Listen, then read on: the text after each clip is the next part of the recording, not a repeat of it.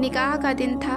لڑکی نے اپنے اس لڑکے کو کال کی جس سے وہ محبت کرتی تھی اور اس سے کہا کہ میری شادی ہے اور میری شادی میں ضرور آنا۔ جب نکاح کا دن تھا اور جب نکاح کا وقت ہوا تو وہ لڑکا لڑکی کے سامنے کھڑا تھا۔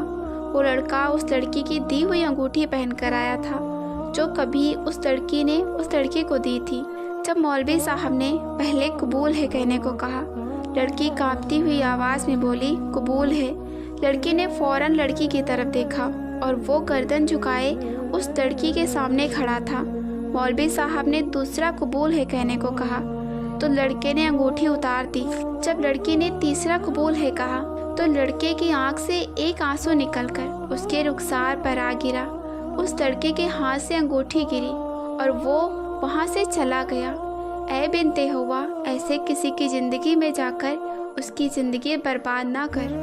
اللہ تعالیٰ قرآن میں بار بار فرماتا ہے کہ جلدی شادی کرو، جلدی شادی کرو، اور تم ضد پر اڑے بیٹھے ہو۔ اگر میں جلدی شادی کر لوں گا تو بچے کو کھلائے گا کون، بیوی کو کون کھلائے گا، خرچہ پورا نہیں ہوگا، میری تنخواہ کم ہے۔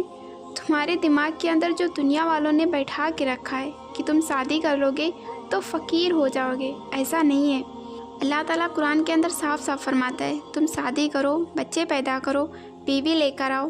ایک شادی نہیں، دو شادیاں نہیں، تین شادیاں نہیں، تم چار شادیاں کرو اور میں تم کو غنی کر دوں گا۔ جب تم شادی کر لو گے، اگر تم فقیر ہوگے، اللہ تمہیں اپنے فضل و کرم سے غنی کر دے گا۔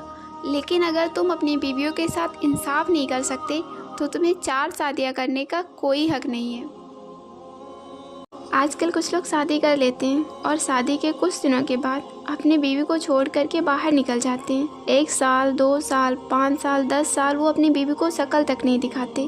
تو ایسے لوگوں سے ایک بات کہتی ہوں، ذرا غور سے سنیے گا۔ قرآن کیا کہتا ہے؟ قرآن نے بیوی کو صاحبہ کہا ہے، اور صاحبہ کا مطلب ہے ساتھ رہنے والی، یعنی جہاں بھی جاؤ آپ اپنی بیوی کو ساتھ لے جاؤ۔ جو کھاؤ گے وہ اپنی بیوی کو کھلاؤ گے، جس کنڈیشن میں رہو گے اس کنڈیشن میں بیوی کو بھی رکھو گے۔ اور جو لوگ باہر نہیں جاتے، بیوی کے ساتھ رہتے ہیں، لیکن ان کا اٹھنا بیٹھنا کھانا پینا بیوی سے بہت ہی الگ ہوتا ہے۔ وہ اچھا کھاتے ہیں، اچھے ہوٹل میں رہتے ہیں، لیکن بیوی کو مسور کی دال کھلاتے ہیں، بیوی کو دال کے اوپر راضی کر لیتے ہیں۔ تو ایسے لوگوں سے قرآن کہتا ہے کہ بیوی صاحبہ ہے، اور صاحبہ کا مطلب ساتھ رہنے والی۔ لہٰذا تم اپنی بیوی کو ساتھ رکھو، تو اپنی بیوی کو چھوڑ کر باہر نہ جاؤ، اپنے گھر سے غائب نہ ہو جایا کرو۔ جو بھی کھاؤ گے بیوی کو کھلاؤ گے۔ 10 رومانٹک سنت جو آپ اپنی بیوی کے ساتھ کر کے ثواب بھی حاصل کر سکتے ہیں، اور اپنی بیوی کے ساتھ اچھا اور مضبوط رشتہ بنا کر خوشیوں والی زندگی بھی گزار سکتے ہیں۔ پہلی سنت یہ ہے کہ آپ اپنی بیوی کے ساتھ اچھا سلوک کریں۔ دوسری سنت یہ ہے کہ آپ اپنی بیوی کے ساتھ محبت کا اظہار الگ الگ طریقوں سے کریں۔ اور تیسری سنت یہ ہے کہ آپ اپنے ہاتھوں سے اپنی بیوی کو کھانا کھلائیں۔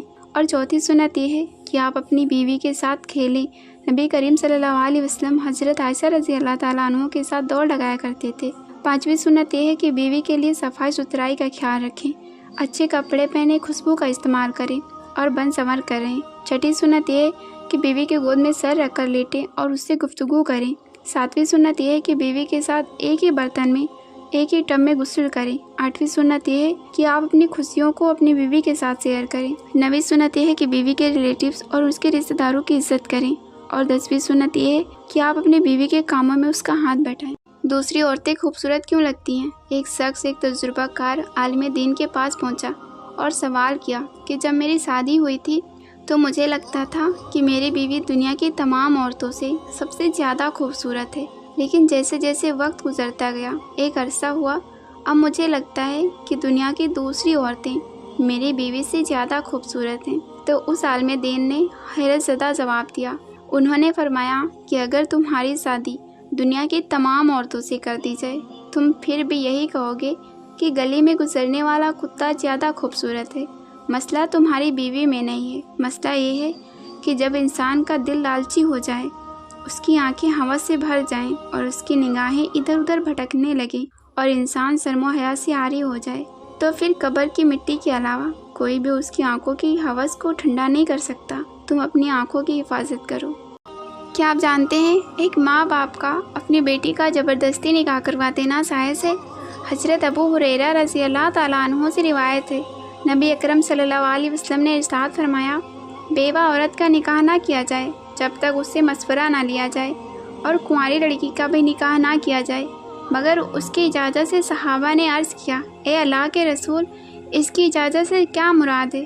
تو آپ نے فرمایا، یہی کہ خاموش رہے، کنواری لڑکی راضی نہ ہو تو زبردستی نکاح نہ کروایا جائے۔ اللہ تعالیٰ ہمیں سمجھ عطا فرمائے۔ شادی شدہ خواتین غور سے سنیں، اگر آپ اپنے شوہر پر حکمرانی کرنا چاہتی ہیں تو 2 بندوں کو آپ کس کے پکڑ لیں، ایک اس کی ماں اور ایک اس کا باپ۔ ان دونوں کی آپ اتنی خدمت کریں کہ کوئی کسر باقی نہ رہے۔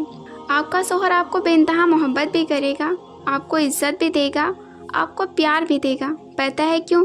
کیونکہ ہمارے معاشرے میں شادی ایک نسل چلانے کے لیے نہیں کی جاتی۔ ہمارے معاشرے میں جس عورت کو ہم گھر میں لاتے ہیں وہ ایز اے کیئر ٹیکر آتی ہے، تو یہ ہمارے ماں باپ کا خیال کرے گی، اس کو اچھے سے سنبھالے گی۔ اس چیز میں آپ لوگ پاس ہو جائیں تو مرد آپ کو ہر وہ چیز دے گا جو آپ ڈیزرو کرتی ہیں۔